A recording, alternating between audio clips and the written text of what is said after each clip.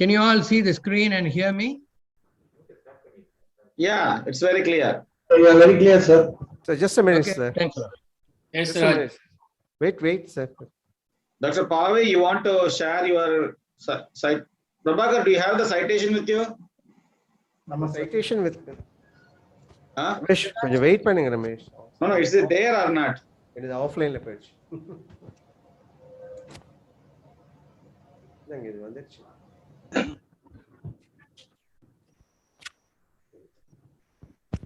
இந்த பசங்க வந்து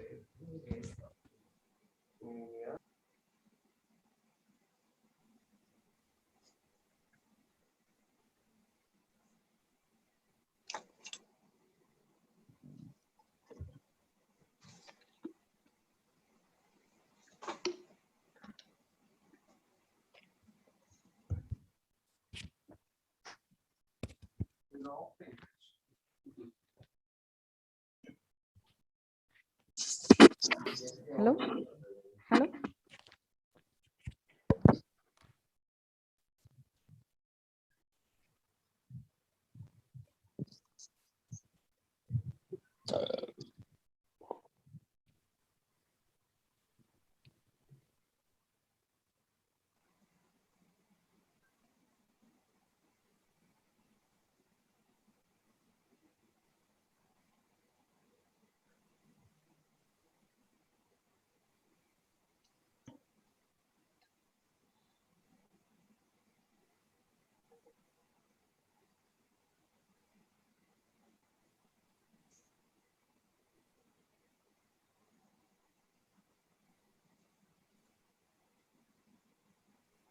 Is it audible, Ramesh?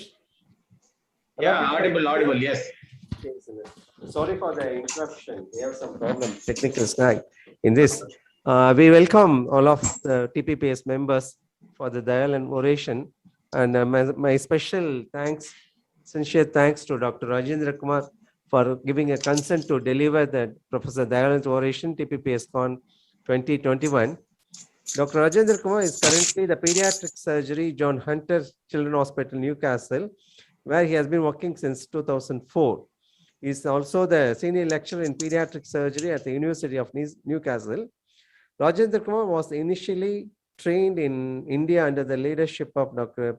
Professor Ravi Kumar, subsequently trained in Our Lady Hospital for Sick Children, Dublin, Ireland, under the guidance of Dr. Prempuri, I think so.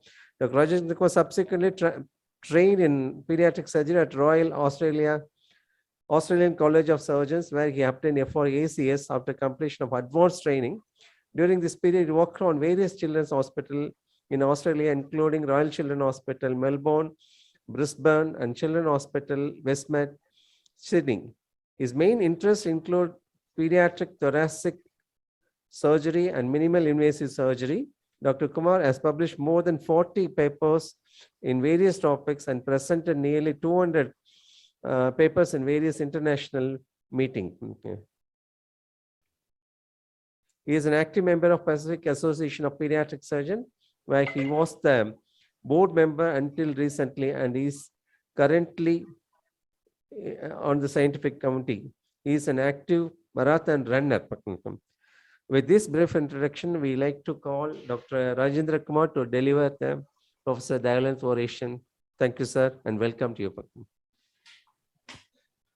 Good morning, everyone from Australia. It gives me a great pleasure. It gives me great pleasure to do Professor Dayalan Memorial Oration. The introduction was written by my guru, Dr. Ravi Kumar. Professor Dayalan is one of the earliest pediatric surgeons from India. He got his MCH in 1971, and he specialized in pediatric thoracic surgery. He trained countless of postgraduates who were compassionate to the patients, and he did his best to alleviate the suffering of the poor. In fact, he also trained one of my close friends, Dr. Raja, in Malaysia. He's done a lot of various research projects. Unfortunately, we lost him early. The spectrum of thoracic surgery in children include congenital anomalies of the lung, esophagus, diaphragm, and chest wall. Today, we will concentrate only on congenital anomalies of the lung. We also deal with acquired lung diseases every day, empyema and lung abscess. You guys are really, really good at empyema and lung abscess, and we won't deal further with that. We deal with thoracic lesions, thoracic tumors, mediastinal tumors, lung tumors arising from the lungs. We deal with thoracic injuries every day, day in out and day out. Again, you guys are much familiar with that. We won't discuss that. We do disorders of esophageal function like gastroesophageal reflux. We do a lot of achalasia cardia. Again, this won't be a part of the discussion today.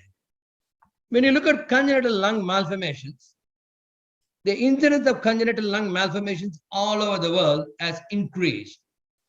Currently, the incidence is 1 in 2,000 to 2,500 live births. When I started in 2004, it was 1 in 25,000. This comprises of congenital pulmonary airway malformation, bronchopulmonary sequestration, bronchial atresia, congenital lobar emphysema, bronchogenic cyst, and pleuropulmonary blastoma, as you can see there. So this increasing incidence, why is this that we are seeing the increasing incidence? It is mainly because of the widespread prenatal screening available all over the world, high quality prenatal ultrasound being available, and the availability of antenatal MRI. From 1997 to 2020, the number of operative CLM has increased threefold in the Western world. The overall survival, in fact, is from 60% is moved on to 95%. In fact, I've lost only one baby in the last 20 years. So what is the etiology of this condition? It is unclear. A lot of research is being done, but we all know there's an inciting event, which is due to a transient Walknian obstruction. It happens during the canalicular phase of development. We think it is probably due to dysregulated signaling from RAS and P13K pathway. So when we talk about pre-diagnosis congenital lung lesion, we predominantly talk about CPAM. As you can see here, this is a kid with a large CPAM with mediastinal shift, or more commonly we see hybrid. Hybrid means we have both CPAM and bronchopulmonary sequestration. Sometimes there is an element of bronchial atresia with that, and then bronchopulmonary sequestration. So let's concentrate only on CPAM and BPS. So when CPAM, originally it was called CCAM, and we know that no longer it is CCAM because we have other elements as well. So when you talk about CPAM, the CPAM is the most commonly diagnosed congenital lung lesion, currently accounts for 30 to 40% of all fetal CLMs. Historically, the incidence of CPAM was 1 in 11 to 35,000, is now 1 in 7,200. In our series, is 1 in 5,000. So how do you diagnose? So all patients in our hospital come to our tertiary antenatal screening center. So where we do a level 3, which is the tertiary level ultrasound, I will be there with the neonatologist as well as the feto-medical specialist. We look at the CPAM together. We want to be sure it is CPAM by looking at the airway connection, arterial supply, and venous supply. And then we divide them into macrocystic and microcystic. Fetal intervention is rarely required. If at all is required, we have shown that betamethasone, especially corticosteroid therapy for the mother, decreases the high drops. We do thoracoamniocentesis and thoracoamniotic shunt. We have never needed an open fetal resection or exit dissection, which was a big thing in 1990s. So prenatally, we classify them into macrocystic and microcystic. You know that most of the macrocystic are going to do well. They got a favorable prognosis, unless in the last trimester, it can increase and cause trouble. Microcystic has got lesser success than a macrocystic. So what do? We first do an ultrasound, then I also do an MRI. In the ultrasound, we calculate the CCAM volume, and then we calculate CVR, which is CCAM volume ratio. If the CVR is less than 1.6, and then which can be done both in ultrasound as well as an MRI, and the lung volume is good, we give a good prognosis. If it is greater than 1.6, the prognosis is guarded. So as you know, in the antenatal period, majority of the CPAM or asymptomatic. You will see the lesion at 20 weeks. At 26 weeks, you will see the lesion a bit bigger. After that, you don't see the lesion much at all. Doesn't mean it disappears. It is there, but you don't see it. Whereas if it's a large CCAM, it can cause increase in size, which happens between 26 to 30 weeks, can cause cardiac compression. It can cause high drops. The moment you know that there is happening, you need to intervene. Otherwise, you will lose the baby. The pathology, everybody knows that there is an abnormal proliferation of the terminal respiratory structure, resulting in mass of pulmonary tissue with abnormal development of alveoli. So what is the defining character? The defining character is the connection to the tracheobronchial tree and also the blood supply from the normal pulmonary vasculature. This is usually unilateral. We have had 2 kids with bilateral CPAM. It is due to persistent expression of early lung developmental markers, but it could also be due to focal obstructive process in the tracheobronchial tree, because many pathology you will see bronchial atresia. So what is the natural history of fetal CCAM? Majority of the fetal CCAM, if there is no high drops, will be delivered in a tertiary center. All the CPAMs in our hospital are delivered in our hospital. Even if they're asymptomatic, I would deliver them to be sure that we don't miss any problem. Symptomatic in our series is around 20 to 40%. Asymptomatic is 60 to 80%. All symptomatic will require surgical resection within first week. Asymptomatic, you can do surgical resection or you can observe. We'll discuss about that. So this was my first case in 2004. Young pediatric surgeon, well-trained, starts the case. And this was my first patient. You can see antenatally, this patient was diagnosed with the ultrasound, but we didn't have a CBR ratio. We knew the patient had a CPAM. Postnatally, in the X-ray chest, you can't see much mediastinal shift. You can hardly see the CPAM. I said, why don't we do an ultrasound? We saw a macrocystic lesion. And I said the patient can go and we will see them in 3 months. We flew the kid in the plane. The plane doesn't get pressurized until you reach 10,000 feet. And the child developed respiratory distress, was brought back straight back to our institution, had a chest tube puncture, and then we did an emergency thoracotomy and resected the lung. That gave us a very important clue. 1, you can't rely on ultrasound, because if the child had died, you would be in big trouble. And number 2, you have to be absolutely sure before you fly anyone. The second time we got ready. Okay, we're not going to rely on ultrasound. We have to do an MRI. So we started doing MRI when nobody else was doing MRI. Now we have a large series. You can see the second kid antenatally done a large CPAM. We can see a large CPAM occupying the left with the mediastinal shift. We watched the kid carefully. You can see as soon as the child was born, we repeated a CT scan. You can see a large CPAM. We did an immediate lung resection. Child made it. Not everybody with CPAM will make it. This is the only kid we lost in our session. This is a kid with antenatally diagnosed large CPAM, macrocystic. We did a thoracoamniotic shunt. The child didn't make it. Postnatally, this is a postmortem finding which shows complete hyperplasia. So symptomatic CPAM, no question, you have to operate. Asymptomatic CPAM, to operate or not to operate, that's the question. There are 2 groups like anything in pediatric surgery. One who oppose for surgery for asymptomatic lesion, one who advise surgery.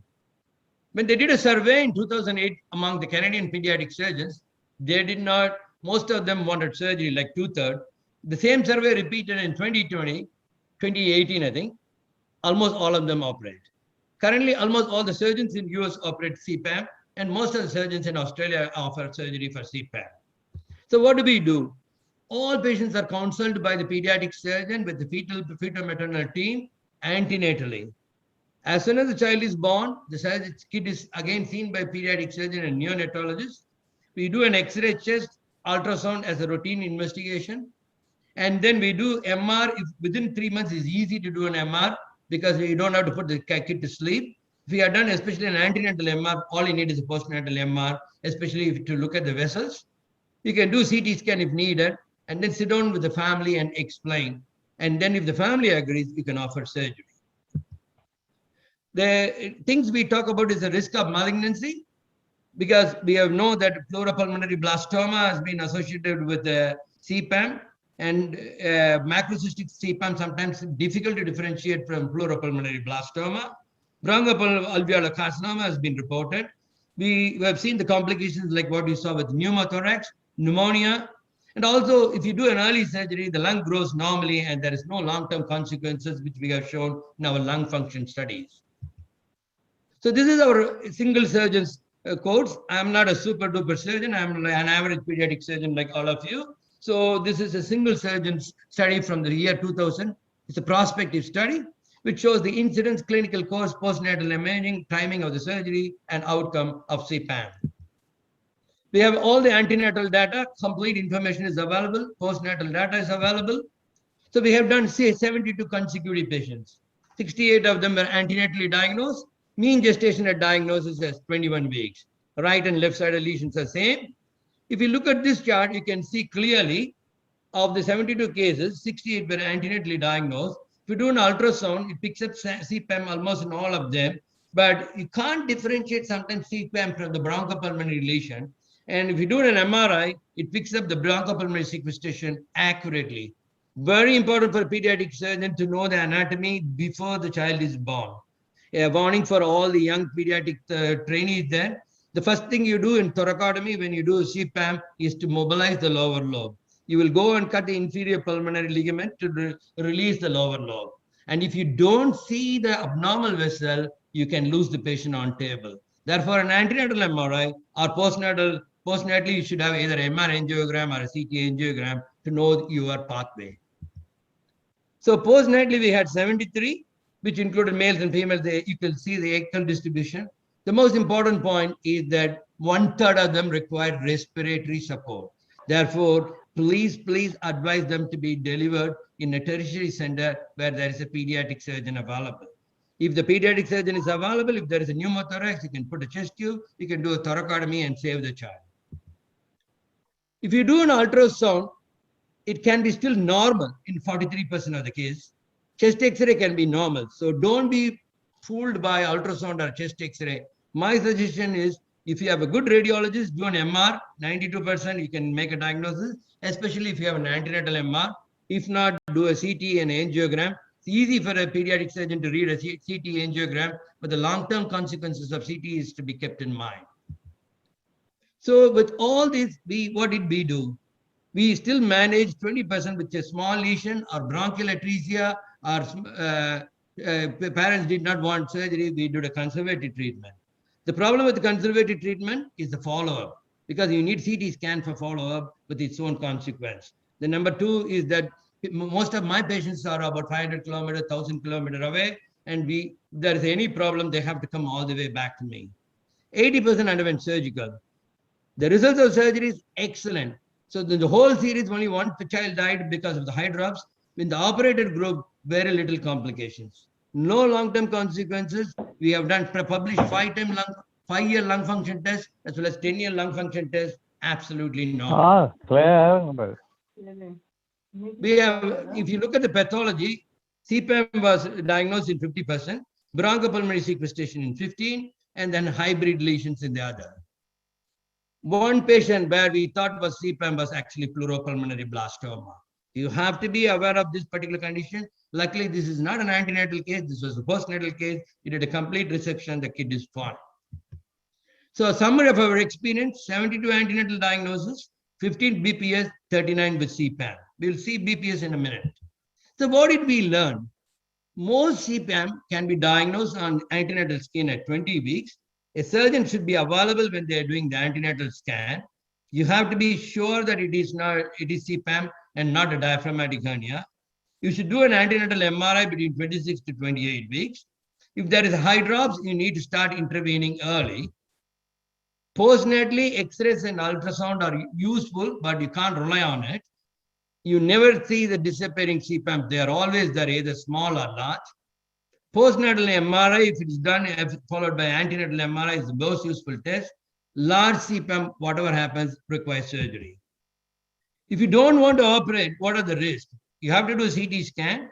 Many studies, Wong et al., Chris et al., and a recent meta-analysis showed that half of them will get infection or complication.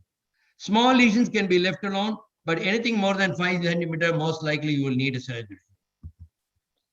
Open thoracotomy is safe if you are going to not going to do more than 10 cases per year, then you must do what you are good at. If you are doing more than 10 cases, for example, in Lab Fundo, we do more than 15 cases, so we know that we are pretty good. The learning curve for most of the thoracoscopic procedure is around 15 to 20 cases. So if you are doing a lot of cases, then you go ahead and do thoracoscopic case. If not, you do what is good in your hand. High rate of asthma has been seen in the long term. So always remember the risk of malignancy, especially it's your duty to protect them against the malignancy. So what is the take-home message? TPAMs are more common than reported. Antenatal intervention is rarely required except steroid in the modern world or thoracoamniotic shunt, which can be done anywhere in Tamil Nadu. Antenatal MRI again can be done. If you are good, do open thoracotomy. If you are good, do thoracoscopy. It doesn't matter what you do because there is no morbidity to whatever you do. If you go to the next one called bronchopulmonary sequestration, everybody knows bronchopulmonary sequestration is an abnormal lung that receives blood supply from one or more anomalous vessels. The incidence initially was reported as 0.15 to 6.4, which is like 1 in 35,000 live births. And we all knew extralobar sequestration can be associated with congenital diaphragmatic hernia, tracheoesophageal fistula. So what we know currently clearly is that BPS is an abnormal non-functioning lung which lacks normal communication with tracheobronchial tree. It receives the arterial blood supply from systemic circulation and venous drainage into the pulmonary or systemic circulation. So if the venous drainage goes to the systemic circulation, it becomes intralobar. If it goes, to the pulmonary circulation, it's intralobar, whereas systemic circulation is extralobar. Aberrant feeding arteries can arise anywhere other than thoracic aorta, which you have to be clearly know where the aberrant vessel is coming from. So two forms, as I said, intralobar, which is very common. Extralobar, again, is not that uncommon. So we've had 15 kids. So can you differentiate antenatally intralobar and extralobar? We find it extremely difficult in antenatal MR to say whether it's intralobar or extralobar, because you know, if it is an intralobar, it has to have its own pleura, which you don't see. So you will depend on the anomalous blood vessel, and you have to so clearly show the blood vessel. So extralobar, especially in ectopic location, can easily be diagnosed. So what is the cause of bronchopulmonary sequestration? If you see this picture, you will understand what is the cause. An aberrant lung bud develops in the embryonic forebud, probably distal to the tracheal bud, taking with its splanchnic blood supply. A segment of lung that becomes disconnected during development, which is what causes extralobar sequestration. So almost all the BPS we know antenatally. We can see very clearly if you sit with the radiologist, with the fetal guys, and you look at the scan, you will see an abnormal vessel going down. You can see it going from the thoracic aorta. If you are not sure, it's always best to do a fetal MRI, because as a surgeon, you have something to see in front of you when you're operating. Here you can see clearly a vessel. Fetal therapy is rarely required, but don't be fooled. I've had an extra lobar sequestration causing hydrops fetalis. Therefore, you have to remember that BPS can cause fetal problem. So you can do CVR, and the CVR goes above 0.8. You need to be worried whether there is hydrops developing. So I would repeat the ultrasound scan about 28 to 30 weeks to be sure you don't miss it, which you will see in my series. So intralobar sequestration is easy. It needs a lobectomy. Extralobar sequestration can occur in different locations. You can see. So the questions to be answered: what is the natural prenatal course of the bronchopulmonary sequestration? Does bronchopulmonary sequestration disappear postnatally? Does it need to be delivered in tertiary center? And how do you investigate postnatally? And what is the operative approach you need to take? If you look at my case number 1, it's a 20-week morphology scan revealed a large right lower lobe mass. They thought it was CPAM, but they also saw a feeding vessel. So they raised the question of sequestration, and the patient was sent to us. We did a follow-up scan at 28 weeks. It revealed sequestration. So we were absolutely fine. The child was delivered in our hospital. You can see in X-ray, you can't see much, but we knew antenatally that there is a sequestration. So we did a CT angiogram. You can see aorta here and a big vessel going like that. Okay, and then it's going into the blood pulmonary venous return. So you know it's an intralobar sequestration. You don't have to be a great to diagnose them. So we immediately offered surgery at birth. We did a thoracotomy. We found a large feeding vessel from the aorta. We clamped there and did a lobar lobectomy. So if you look at the pathological specimen, you can see why there could be a problem. So this crosses the inferior pulmonary ligament, and this is the big vessel, which is the size of aorta. So you have to be absolutely careful to do this. If you are going to do thoracoscopically, you need to find this and put a clip first before you do anything. If you look at the pathology, you can see a large elastic artery as a surgical artery, and also there is a large number of tortuous ectatic arteries. And you can understand why it's causing trouble, because there is an abnormal airway in the intralobar sequestration. So intralobar sequestration, no question, you have to operate. Either it will cause trouble before birth or at birth, or it can cause infection later on. It's easy to do in a neonatal period, not a big problem. If you look at the case number 2, it was diagnosed with sequestration at 19-week scan. We did an antenatal scan. He was born at 39 weeks, straightforward routine. We did a CPAP. We sent them home. We thought paravertebral density is there. We will do an investigation within 3 months. But within 3 months, the child presented with apnea. And second apnea observed again, with the saturation dropped to 82%. So we had to do an urgent CT scan. You can see a large lesion. And interestingly, you can see 2 vessels supplying it. And the child had what we call as a cardiac problem. That is why you had a drop of saturation to 80%. You can see the vessels clearly. We went through the 6th space. We couldn't still get it. So we had to go down and go through the 8th space to get it. So you have to be prepared. If you are doing a sequestration, doing a thoracotomy, you must be prepared to move down to get your level of comfort. So the child underwent post-operatively, no problem. You can see the pathology specimen. You can see multiloculated cyst filled with mucinous material. You can see cystically dilated bronchus with mucin. You can see abnormal parenchyma with already inflammation. So if people argue that extralobar sequestration need not be operated, you can see already why it needs to be operated.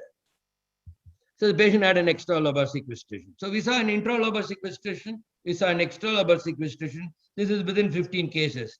Look at the third one. This child was antenatally diagnosed with a large CPAM with mediastinal sheath at 23 weeks. We did a fetal MRI. We saw already pleural effusion and hydrops developing. So we did a thoracocentesis initially at 28 weeks, and then again at 32 weeks, we drained fluid, and then we decided to deliver the baby with cesarean. So this is a fetal MRI. You can easily see how easy to diagnose fetal MRI. You can see the lesion there, but there was also a funny thing which was projecting there. I didn't know what it was. Really, I didn't have a clue what it was. So postnatally, we did a CT scan. Again, it showed the same thing, but the child was fine. So we waited, and then the child developed respiratory distress on day 14. So we have to do an emergency thoracotomy, and we removed that lesion. It was an extralobar sequestration with an abnormal area here, which on pathology, you can see extralobar portion of the cyst. You can see cyst bulging into the hilum. It's also causing compression of the vessels, which you can clearly see there, and marked dilatation of the lymphatics. So that is why this child had extralobar sequestration with the features of bronchial atresia, bronchial cyst, and lymphangiectasia. So this lymphatic fluid is which causes hydrops in extralobar sequestration. So if you look at the same thing in an adult, this is my colleague operated a 20-year-old male recently with a recurrent respiratory infection. You could see a lesion there, and he had to do a bronchoscopy, and then he found both the vessels and he ligated. So extralobar sequestration is not uncommon in adults with cardiothoracic surgery. So ladies and gentlemen, bronchopulmonary sequestration, if you look at antenatally, it can result in fetal hydrops and hydrops fetalis, but the number is low. Hydrops is due to lymph-like fluid secreted in the pleural cavity. BPs with hydrops, all you need is maternal steroid, thoracocentesis, or TA shunt. You never require fetal surgery. Majority of the BPs will decrease in CVR after 26 weeks. Antenatal MRI is very good in diagnosis. Clinical presentation, as we see in our patient group, almost all of them are asymptomatic. You will see a lot of kids with symptoms like respiratory distress, incidental mass on X-ray, pneumonia, cardiac failure. And for anybody who is starting pediatric thoracic surgery, always remember about sequestration with abnormal vessel. So what did we learn from BPS? BPS can be accurately diagnosed by prenatal MRI. It can cause high drops and respiratory distress at birth. Extralobar and intralobar are very difficult to differentiate. Prenatal MRI followed by postnatal MRI is the best tool.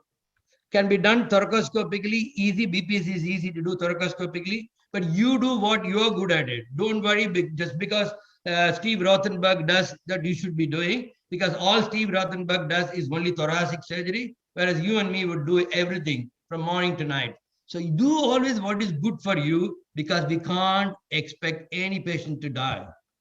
Take home message, BPS can be associated with hybrid lesion. It's not uncommon in 10 to 15%. Antenatal MRI is, as I said, and thoracotomy and resection is safe. If you want to do thoracoscopy, extralobar sequestration is the one to go.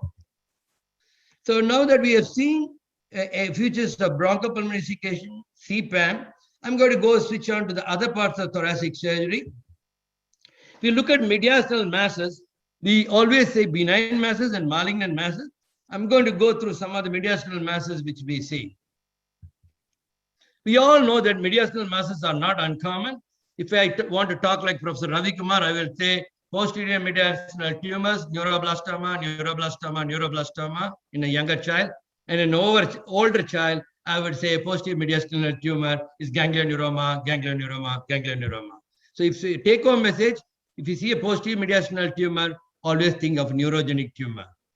Anterior mediastinum, always think of lymphoma. Even if you're wrong, it is all right, because lymphoma will present today, by tomorrow the patient can die. So anterior mediastinal, always think of lymphoma. Posterior mediastinum, think of neuroblastoma. Cystic masses, duplication cyst, bronchogenic cyst, or neuroenteric cyst. So majority of them, there will be symptoms. There will be respiratory symptoms. You have to keep your mind open when you deal with mediastinal masses, because you can lose the child if you're not keeping your mind open. The most important thing I would do is to look at how much trachea is compressed. Especially in a lymphoma, you have to be absolutely sure what is the tracheal compression, because you can lose the child on table if you don't know. The best way to do tracheal compression will be to do a CT scan, and that will tell you how much tracheal compression you can. You can present with dysphagia, chest pain, and fever. The investigation is routine X-ray, chest, CT scan, ultrasound, and MRI. One of the simple take-home message I want to tell you, anybody can go do a thoracoscopy and biopsy, but if you are not comfortable or the child is in respiratory distress, if you want to do a biopsy of a mediastinal mass, one of the easiest technique which I have learned over years, which is the oldest operation, called Chamberlain procedure. You make a cut through the second space, cut the cartilage, you are on the anterior mediastinum. You can easily take whatever biopsy you want, come out, and then you know what you are dealing with. Then you can go back and do the surgery. Whether you want to do thoracoscopically, thoracotomy, it doesn't matter, but that's a God-given approach for kids.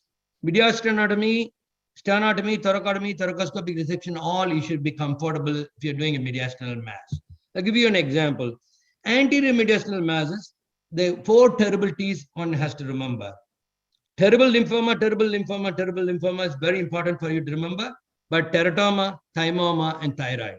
So you will see all the 4 T's. Thyroid is a bit unusual in kids. I haven't seen a thyroid, but the rest of the cases I'll show you.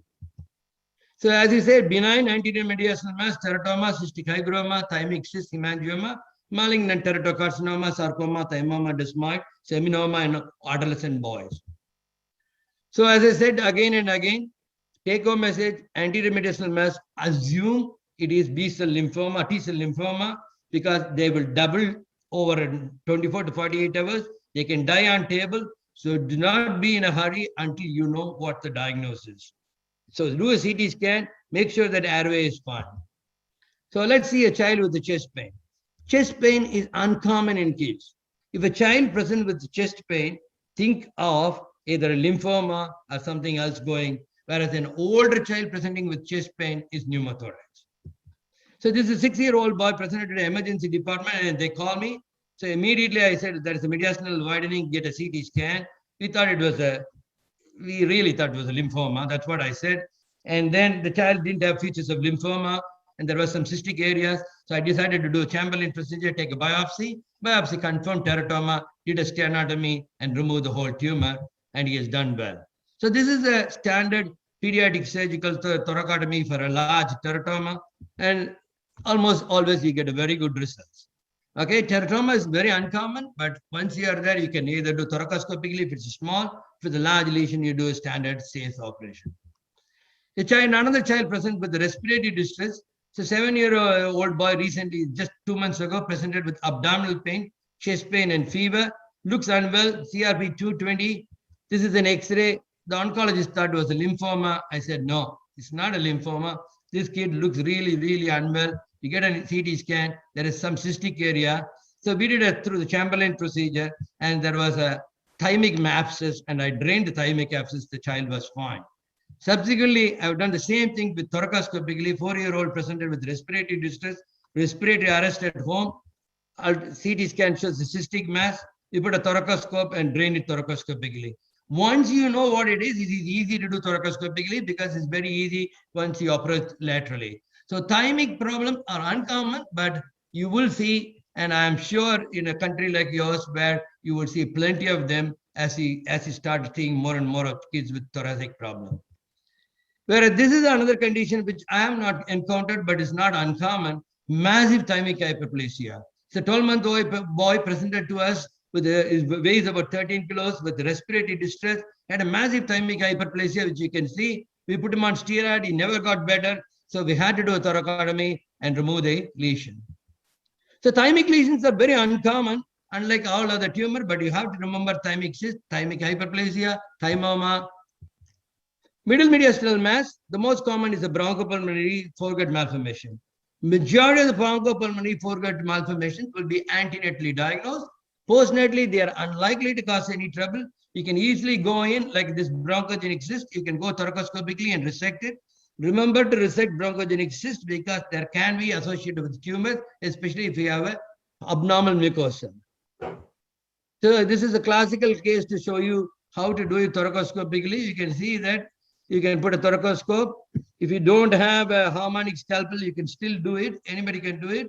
So all you have to do is take a line, align, get your anatomy right, see where it is. So this is a classical esophageal duplication cyst. You can use a diathermy hook to do it, or you can use harmonic scalpel. I use both because initially it's easy to do it with the diathermy hook because we are all very comfortable doing that. Then once it's close to the lung, you just put a harmonic scalpel. Again, you can suck up the air and you don't have to relieve the tube. But if you're not careful or you don't have a good nurse to be with the patient, then the best would be to relieve a chest tube for 24 hours and then they can go home.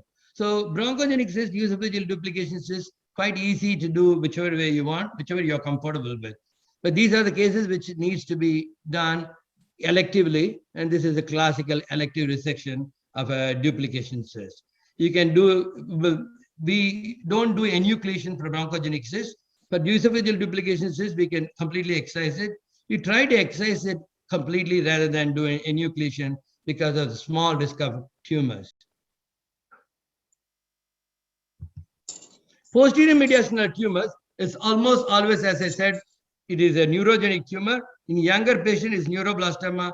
An older patient, it is schwannoma. In an older patient, or ganglioneuroma. So this is a classical 3-year-old boy presents with a respiratory infection. X-ray, you can see a posterior mediastinal tumor. When we did the resection, it was a ganglioneuroblastoma. We have not given him chemotherapy. He's still under follow-up. He's doing all right. Again, remember, you can always be fooled with neurofibromatosis. So always look for a neurofibromatosis if you have a mediastinal tumor.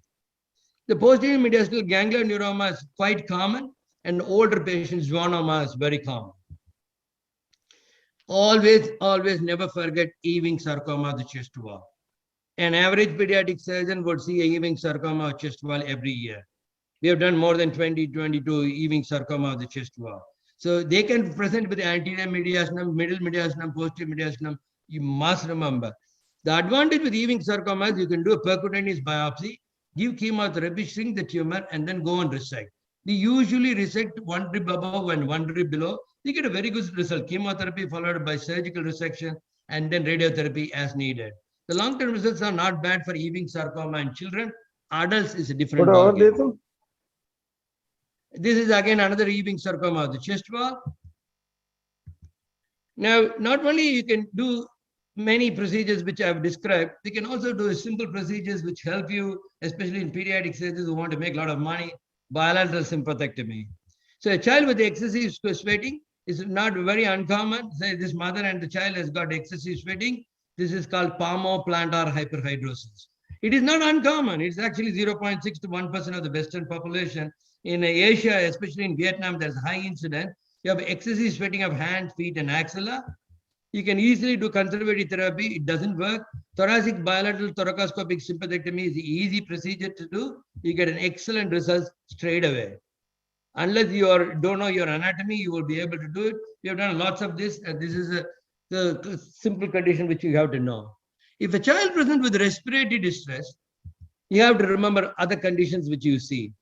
This is a classical case. A 15-year-old boy presents to the hospital after being tackled in rugby. So he's got a large pneumothorax and he's got a collapsed lung. As a pediatric surgeon, you have to remember, even I am a doctor for rugby and I know that rugby injuries does not cause pneumothorax. They put a chest tube and sent to us. We waited, the pneumothorax didn't resolve. We did a CT scan, you can see bilateral bleb. So we did a thoracoscopy, blebectomy, and fluorescence. Now, we have done about 110 patients with pneumothorax in the last 15 years. But you have to remember, almost all of them are morphonoid, tall and thin. A 15-year-old boy presented with recurrent attack of left-sided chest pain.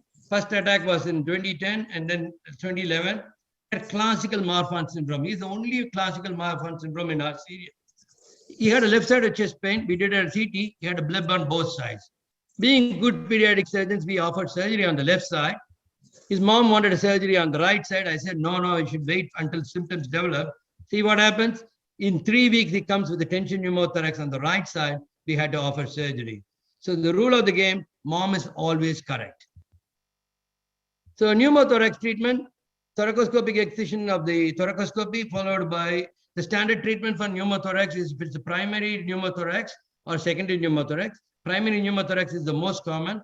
Almost always the boys will be tall, 14 to 18. It can occur in girls as well, 4:1. If it is the first episode, you can observe. You can observe for 4 days. But if the pneumothorax is large, especially large and medium, you can do a CT scan. If there is a bleb, I would do primary surgery. If there is no bleb, you can wait and see whether it comes back. If it comes back, you do a blebectomy and fluoridesis, which can be easily done by most pediatric surgeons. So now I've taken a lot of your time. I can't conclude before thanking Professor Ravi Kumar, who made me a surgeon. I used to assist him, and he told me to make the talk as short as possible so that everybody can ask questions. Please feel free to ask questions.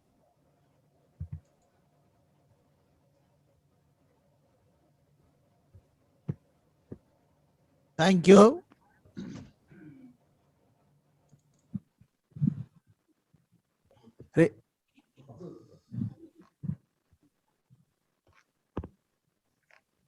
Wonderful presentations.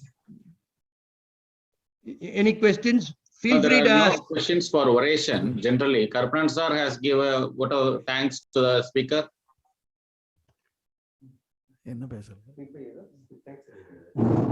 Thank you for the nice presentation, Rajendra Kumar. You're welcome. You are from our place. I'm from Coimbatore. Yeah. We wish you good luck. Thank you. If anybody needs any help, always ask me. We offer a free consultation if you want through WhatsApp or this thing. So anybody wants any help, we are always happy to help. Especially kids with cancer, we want to help. So anybody